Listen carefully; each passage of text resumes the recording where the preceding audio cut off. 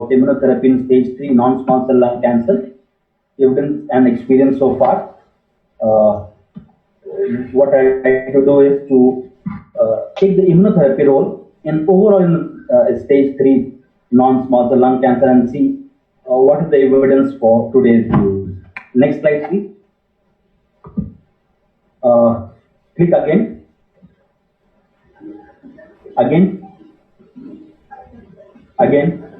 Yeah. So this gives a bit about hint what is the percentage of these stage 1, 2, 3, 4 cancer in our clinical practice. This is one of the reference, and if we take data from many other centers, it appears that stage 1, 2, and 3 may make more than 30% of those cancers. And if we take around stage 3, that will be around 15% of those total cancers in lung, where we have a tough time deciding the treatment. And if you club the stage 3B, then the number becomes big. And then we see that almost one or maybe more of those cancers get into those stage 3 in lung. And then we have all kind of varied treatment in this situation. And then we'll try to see that if we take these together, stage C and B, how immuno-oncology fits into it. Next slide. Now, overall in non-small cell lung cancer, we do require multidisciplinary approach, but I'm sure everyone will agree this is far more truthful in stage 3 lung cancer. And we do require from pulmonologists to ensuring that patient is in good shape, that we are able to give treatment to the patient because the patients do come with lots of morbidity. Then we need radiologists to have the proper staging, the pathologist, the surgeon, that is oncosurgeon or cardiothoracic oncosurgeon, the medical oncologist, and the primary care physician in this setting. Sure, we can add many more people to this list. Coming to standard of care for resectable non-small cell lung cancer, and what we see that if you have a resectable non-small cell lung cancer, if they are resectable, either we go ahead with surgery and then we give some adjuvant treatment, or another approach is neoadjuvant treatment, either neoadjuvant chemotherapy or chemoradiation, and then do surgery for these patients. But I do concede that this will vary from different stages. But if it takes stage 3, yes, this is a fair approach in this setting, and this is far more truthful for end-to disease, where by and large neoadjuvant therapy is given and then followed by surgery. Otherwise, we prefer surgery and then followed by adjuvant treatment. Next slide, please. Now, coming to the indications for neoadjuvant therapy in stage 3 non-small cell lung cancer. Next slide. Next slide, please. So, these are some of the situations where we use neoadjuvant systemic therapy, that is anti-disease at presentation. Tumors not amenable for upfront chemoradiation in view of high volume disease. Tumors were borderline candidates for upfront resection. We want some time so that they build up their lung. Otherwise, resectable tumors that were deemed inoperable upfront due to poor lung function, and we require some optimization in the meantime for the patient before we take it for surgery. These are certain situations where we use this therapy. Next slide. What suggests that yes, as we use those adjuvant and neoadjuvant therapy, this suggests that there is a good scope for developing those neotherapy in this setting, because already we are using the systemic therapy in this setting, and apart from that, we can improve the outcome of these patients. And this also allows, because whenever we do surgery, we do have some time for the patient to be taken up for surgery. It allows window of opportunity trial in many settings. This was one of the studies. This included all stage 1 and 3 patients, but that gives us some hint. At this situation, the patient received the nivolumab, that is 2 doses. Remember, that will be within 4 weeks window period where you do surgery, and it suggested that almost half of the patients demonstrated major pathological responses in these patients, suggesting that it looks like, as far as the downstage in the patient is concerned, this drug has got some activity. Now, do they have effect on improving PFS and OS? At this moment, we are not aware of, but these are good enough that people are working on it to develop this concept. Next slide.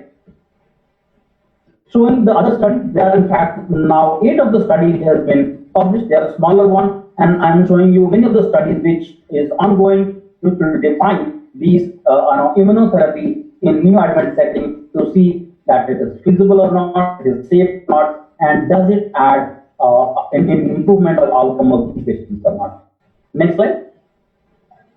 And these trials highlight again, showing again in a many number of trials that there is a keen interest in people to develop neoadjuvant immunotherapy in patients for lung cancer, and which stage 3 non-small cell lung cancer is also included.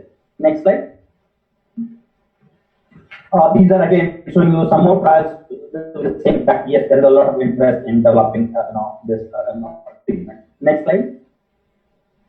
Now, has there been an interest in adjuvant immunotherapy? We do know that in adjuvant setting, in stage 1B, 2, and 3, we do use adjuvant chemotherapy. And we do know that in these patients with the best of the treatment, the long-term survival remains around 50% odd, meaning there is a huge scope for improvement for these patients.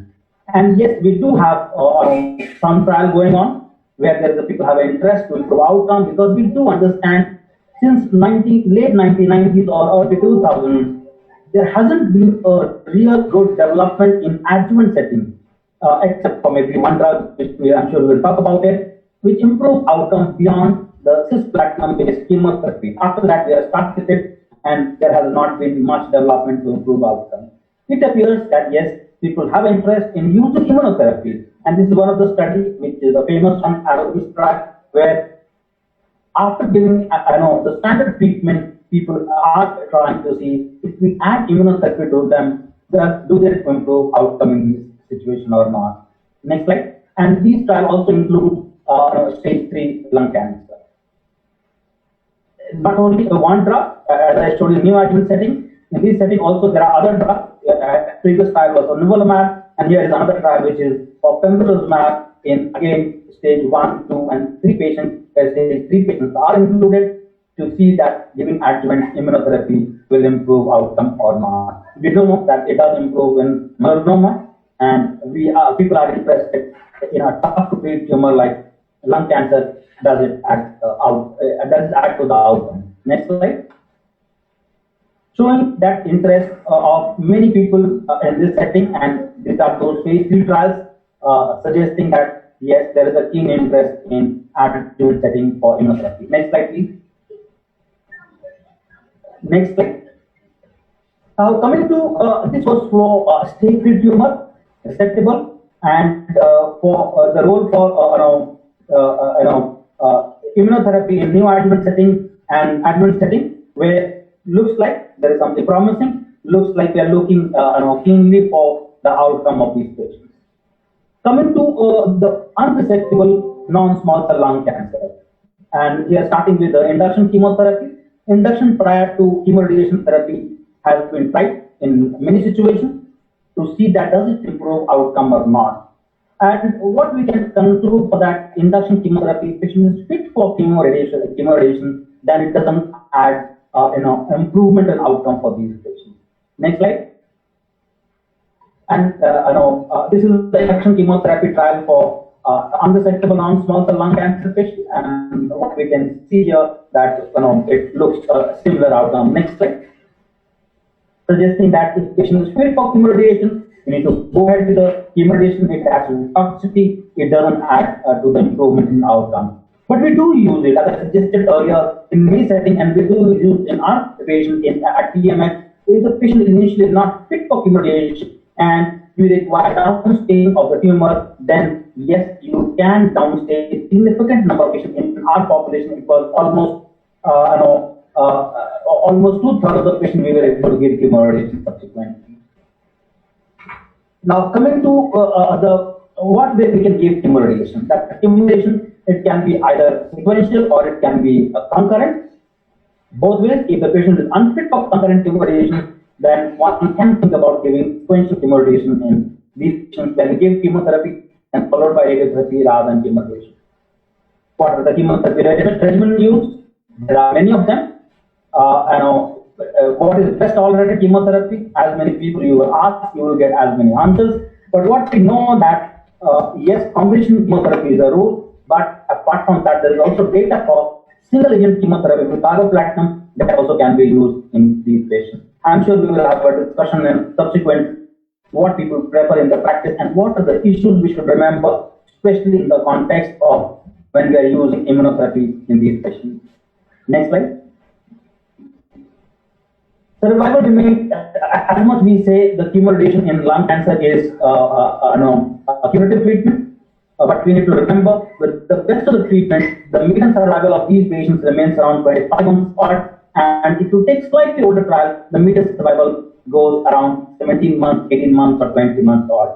And we just had a presentation before my presentation, which suggests that in palliative setting, you are able to give some nice tablets, then the median survival of these patients goes around 40 months and 50 months, suggesting that there is a bit of oxymoron here when we say curative treatment being given, but the median survival being around 20 months odd, and also suggesting that yes, we need to improve outcome for these patients. People have tried it, they added more chemotherapy to it didn't work. They have added more radiation to it didn't work. People also added targeted therapy to it, but again, it didn't work. So I'm sure for last almost 3 to 4 decades, we have been waiting for, is there any treatment which can improve the outcome for these non-small cell lung cancer unresectable patients where we can improve outcome by adding a treatment. Now, this is the trial for conservation chemotherapy in this setting, and what we can see that again, it has a limited benefit. Next slide, please. Next slide. So, obviously, we always had this question that can some drug we can have that one can see in a randomized trial to improve outcome, and that is where this drug durvalumab comes in, which was tried in this setting. And we do know why people were initially trying to see that if we add immunotherapy in this setting, it will improve outcome. Because what has been seen that there's overexpression of PD-L1 on the tumor cells, it inactivates the T cell and the tumor grows. And this happens especially when you have exposed the patients to the radiotherapy. And that led to that if we give this immunotherapy in this setting, most likely it will be more effective in these patients. Next slide. This is the regulatory status for this drug, and we know that in India and almost all the regulatory authority which I am aware of, they have approved this drug in this setting in the patient receiving chemoradiation for stage 3 lung cancer, where this drug can be given after the patient has completed chemoradiation. Same is true for Indian regulatory, and it is true that one can give this drug in this setting. Next slide, please.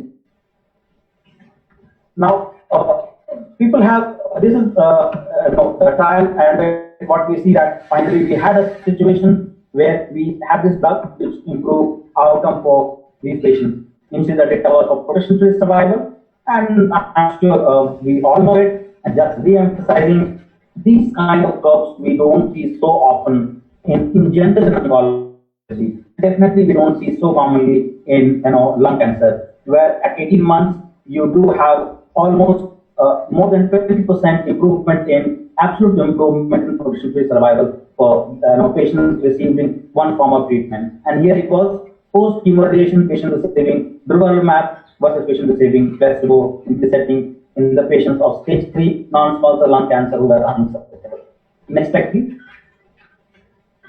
I'm sure we all want the most important endpoint, which is not easy. Most of the tumor, most of the mortality, it is not easy to get one. But here, yes, this drug got the improvement in overall survival, which we always think that the benchmark. But again, I repeat, most of the treatment we are not able to achieve it. And at 3 years, the improvement in survival, that is absolute improvement in survival, was 13%. Again, unusual in overall oncology, and definitely unusual in lung cancer, with hazard ratio of 0.69, which is again significant, which by any standard is important statistically and also important clinically. Next slide, please. Coming to role of induction chemotherapy in unresectable patients planned for CCRT, and this keeps cropping up because again we have a immunotherapy, a good one, and we want to know that if we give induction chemotherapy in this setting, can we give immunotherapy or not? Yes, in Pacific trial, almost 26% of the patients they did receive induction chemotherapy. So if you're giving induction chemotherapy followed by RT, then yes, these patients can be included to give immunotherapy in this setting. Next slide. Does the chemotherapy regimen affect development of pneumonitis with CTRT? Yes, we do have a data. I'm sure we will have this discussion where it was suggested that you do have certain chemotherapy like taxane-based chemotherapy where the chances of having pneumonitis may be higher. And that becomes important, and that's why I did mention in the previous slide that choosing the chemotherapy regimen for chemoradiation will become more important as we go by. We will have more data on it to see how we are able to deliver the immunotherapy in these patients in case if they develop pneumonitis. Next slide. Next slide. So another question, related here. Another question is, when do we start durvalumab? And we do understand that durvalumab was allowed to be started immediately after chemoradiation in the Pacific study, but majority of the time we are not able to. And the question always comes, when we can start the patients at durvalumab in the practice. And here there was retrospective data which suggested that almost 60% of the patients they started durvalumab 14 to 42 days, and less than 14 days only few patients were able to take this treatment. Next slide. And what it suggested that whenever we start treatment, that is within 42 days, it doesn't appear that there is a differential impact on outcome. It's a different matter. That in specific study it suggested that earlier to start is better, so we can go on debating about it. But what it suggests that if you are able to start treatment within around 1.5 months, it's good to give this treatment. Next slide. Kumar sir, you have to wind up, please. Wind up 10 seconds. Okay. Speed testing is must know. Next slide. Delay the occurrence of brain mets, looks like yes. Next slide. So we also see this is the major treatment development which we all use in the clinical practice, and which should be which adds life to the patient. Apart from that, pembrolizumab also has got approval in the same setting, and what we keep debating should be using durvalumab or pembrolizumab, and that can be part of the final discussion. And I leave the presentation here. Thank you, Sachin. Thank you for this opportunity.